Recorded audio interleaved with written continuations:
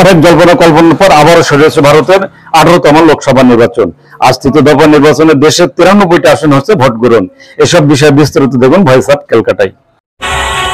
দেশ বিদেশের সব খবর জানতে, দেখতে, শুনতে, শিক্ষা, স্বাস্থ্য, যোগাযোগ, ভ্রমণ, বাণিজ্য ও বিনোদন সহ বিভিন্ন বিষয়ে সবার আগে সব প্রতিবেদনটি দেখুন ভয়েস অফ ক্যালকাটায়।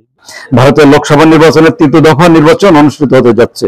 এই দফায় 12টি রাজ্যের মধ্যে 93টি আসনে হচ্ছে ভোট গ্রহণ। এই পর্যায়ে নির্বাচনী প্রচার প্রচারণা শেষ হয়েছে রবিবারে।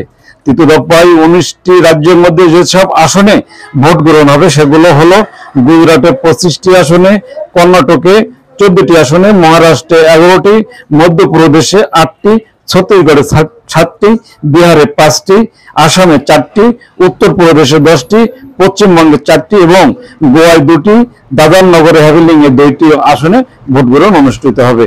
এই পর্বে নির্বাচনী ময়দানে মোট প্রার্থী হয়েছেন 1351 জন প্রার্থী। এখনো পর্যন্ত 18তম লোকসভা নির্বাচনের দুই দফায় 190টি আসনে ভোট হয়েছে। তৃতীয় দফায় 2963 জন প্রার্থী তাদের মনোনয়নপত্র জমা দিয়েছেন। এর মধ্যে 1563টি মনোনয়নপত্র বৈধ বলে জানিয়েছেন নির্বাচন কমিশন। শেষ অবধি নির্বাচন মাঠে 1351 জন প্রার্থী রয়েছেন বলে জানিয়েছেন সংশ্লিষ্ট দপ্তর। এর মধ্যে প্রায় 120 জন মহিলা প্রার্থী রয়েছে। তৃতীয় দফায় কেন্দ্রীয় মন্ত্রী অমিত শাহ গান্ধীনগরে, কেন্দ্রীয় মন্ত্রী জ্যোতিরাদিত্য সিন্ধিয়া গুণ, কেন্দ্রীয় মন্ত্রী মনসুখ মান্ডাভিয়া পৌরবন্দর, কেন্দ্রীয় মন্ত্রী পার্শ্বত্তম রূপাল রাজকোট, কেন্দ্রীয় মন্ত্রী প্রহ্লাদ যোশী ধারওয়াড এবং এসপি সিং বাঘেল আগ্রা সহ অনেক সিনিয়র নেতারা ভাগ্য নির্ধারণী হতে চলেছে। এছাড়া অন্যান্য গুরুত্বপূর্ণ নেতাদের মধ্যে যাদের ভাগ্য নির্ধারণ হবে তাদের মধ্যে রয়েছেন মঈনপুর থেকে ডিম্পল যাদব, রাজগড় থেকে দিগ্বিজয় সিং, বাবামতি থেকে সুপ্রিয়া সুলে, বহরমপুর আসন থেকে অধীন রঞ্জন চৌধুরী ও ক্রিকেটার ইউসুফ পাঠান এবং বিদিশা থেকে শিবরাজ সিং চৌহান। পশ্চিমবঙ্গের মালদা, উত্তর মালদা, দক্ষিণ জঙ্গিপুর, মুর্শিদাবাদের 4টি লোকসভা আসনেও এই দফায় ভোট হবে। তৃতীয় ধাপে এই 4 আসনে প্রতিদ্বন্দ্বিতাকারী 57 জন প্রার্থীর মধ্যে জঙ্গিপুরে রয়েছে 14 জন, মালদা উত্তরে রয়েছে 15 জন এবং মালদা দক্ষিণে রয়েছে 17 জন এবং মুর্শিদাবাদে রয়েছে 11 জন প্রার্থী রয়েছেন। নির্বাচনী কমিশনের তরফ থেকে জানানো হয়েছে তৃতীয় দফায় ভোট গ্রহণও এই 4 কেন্দ্রে মোতায়েন থাকবে মোট 256 কোম্পানি কেন্দ্রীয় বাহিনী। এই পর্বে উল্লেখযোগ্য লড়াই হবে বলেও বড়ম আসন সূত্রে জানিয়েছে।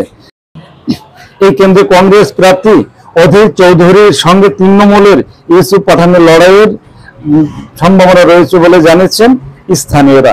এছাড়াও মুর্শিদাবাদের প্রধান প্রতিদ্বন্দ্বিতা হবে সিপিআইএম এর সিনিয়র নেতা কমরেড মোহাম্মদ সেলিম এবং তৃণমূলের টিএমসি আবু তাহির খান এবং বিজেপি প্রার্থী গৌরী শঙ্কর ঘোষের মধ্যে প্রতিদ্বন্দ্বিতার সম্ভাবনা রয়েছে। মালদা উত্তর নির্বাচনী মাঠে লড়াই হবে তৃণমূল কংগ্রেস টিএমসির মধ্যে। প্রাক্তন আইপিএস কর্মকর্তা হলেন প্রসূন বন্দ্যোপাধ্যায়, কংগ্রেসের সিনিয়র নেতা মুস্তাক আলমক এবং বিজেপির খগেন মুর্মুর সঙ্গে। মালদা দক্ষিণে লড়াই হবে বিজেপির প্রার্থী শিরূপ মিত্র চৌধুরী এবং কংগ্রেসের ঈশা খান চৌধুরী এবং টিএমসি শাহনাজ আলী বেয়ানের মধ্যেই এই লড়াইয়ের সম্ভাবনা রয়েছে। জঙ্গিপুরের তৃণমূলের খলিলুর রহমান প্রতিদ্বন্দ্বিতা করছে বিজেপির ধনরঞ্জন ঘোষ এবং কংগ্রেসের খলিলুর রহমানের বিরুদ্ধে। তৃতীয় ধাপে 2963 জন প্রার্থী তাদের মনোনয়নপত্র জমা দিয়েছিলেন। এর মধ্যে 1563টি মনোনয়নপত্র বৈধ পাওয়া গেছে বলে নির্বাচন সংশ্লিষ্ট সূত্রে জানিয়েছে। এখন এই পর্বের নির্বাচনী মাঠে 1351 জন প্রার্থী রয়েছে।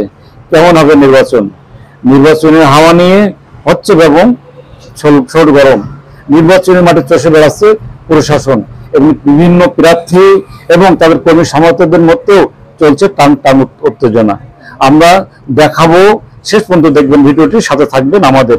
আর আমাদের ভিডিওটি সম্পর্কে মতামত জানাবেন লাইক ও কমেন্টস করে, আর শেয়ার করে অন্যকে দেখার সুযোগ করে দিবেন। আর আমাদের চ্যানেলটিতে যদি নতুন হয়ে থাকেন এখন করে নেবেন সাবস্ক্রাইব, কারণ সাবস্ক্রাইব করা থাকলে সবার আগে পেয়ে যাবেন আপডেট হয়ে নিত্য নতুন খবর। যোগাযোগ, ভ্রমণ বাণিজ্য ও বিনোদন সহ বিভিন্ন বিষয়ে সবার আগে সব প্রতিবেদনটি দেখুন ভয়েস অফ ক্যালকাটা।